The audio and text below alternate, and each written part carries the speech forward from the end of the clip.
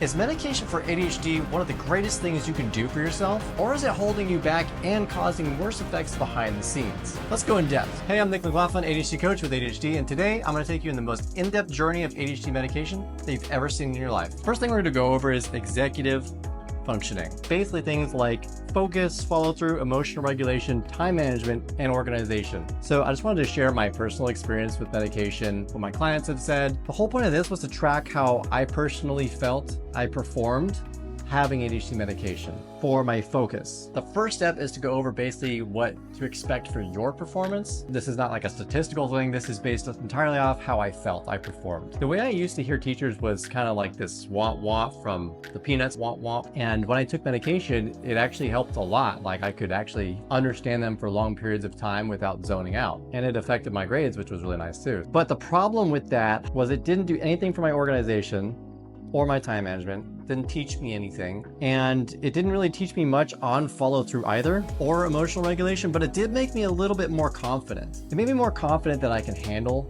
my work and school. Because if you're struggling just to focus and you start focusing, it's just gonna make you feel better. In turn, focusing better also helps you follow through better. But I made those slightly helpful because they were not really dominant, but it was kind of like a side effect of the side effect of focus. But medication can't teach you things. It didn't solve the things I thought it would solve. Like I thought it would just help me overall and feel way, way better, but it didn't really do that for me. And as for my clients that I get, they pretty much agree with this. Now I want to make step 2 based off of how I felt the medication performed. And there were 2 kinds of medications. And this first one is short-term medication.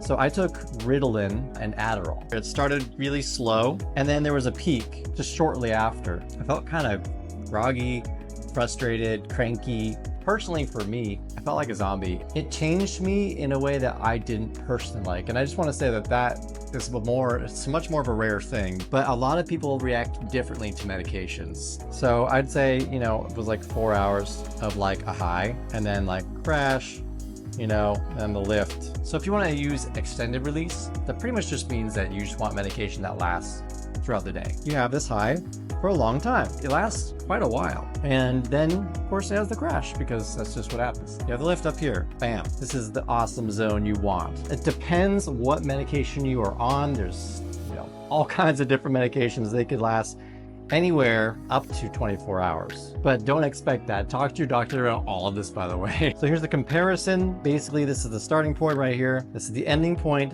for short-term release. This is extended release. So they both kind of have this moment where they just go up. It doesn't happen right away. You just got to wait. It could take different amount of times for different medications. So talk to your doctor about what you're looking for. That's what to expect in the day. But here's the crazy thing you may not have expected or thought of. Remember how you have like this big shape right there? Just imagine that on a daily scale. This is what to expect throughout the year. It's one reason I did not want to continue medication for my ADHD. Yeah, so this is throughout the year. It's just this constant up and down over and over, and it just never ends. This is the kind of thing that just made me think, is there any way that I could possibly just learn habits and structure and routines that can make me avoid all of this? Like, is that even possible? Personally, for me, as someone with ADHD who really struggled horribly with my executive functioning all my life, I never thought I'd be able to get out of it without medication. But after literally studying nonstop and working under counselors and reading and just failing over and over, I found that habits and structure alone can easily 2 to 10x your results. Like, it's insane. Proven this because whenever I work with a client, I use metrics. We track the data and everything. Third step is we're going to go over the pros and cons. And this is not how I hold the number 3. Pros. You do get more focus, which is pretty nice. You're more likely to focus and not be distracted by your surroundings. It does raise your self-esteem a little bit.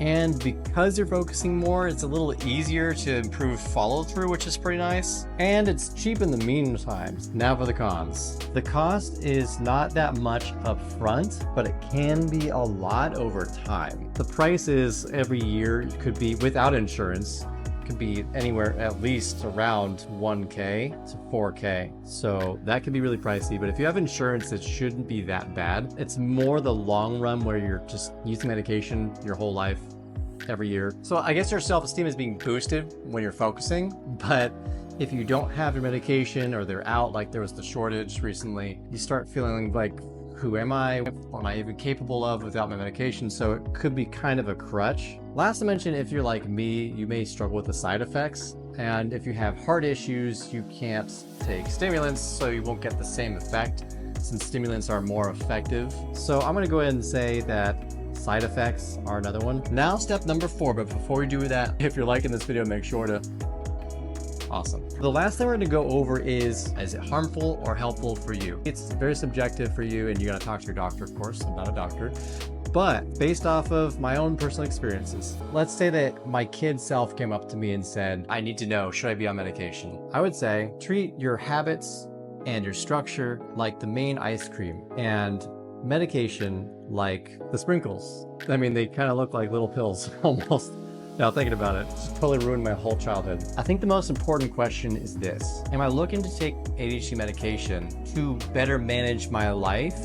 Or am I using it as a way to compensate for not having the structure that I need in my life? That question would have saved me so much. Here's the thing, habits and structure, it works no matter who you are.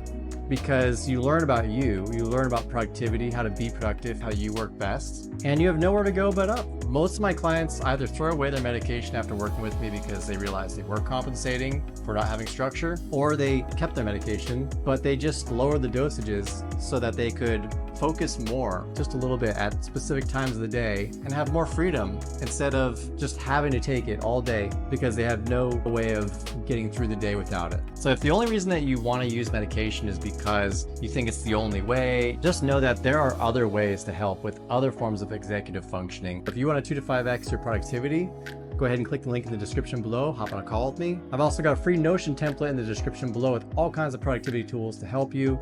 Feel free to snag that, totally free. And I would love to hear in the comments what your experience is with medication, because a lot of people are struggling with understanding what's best for them. Later, neighbors.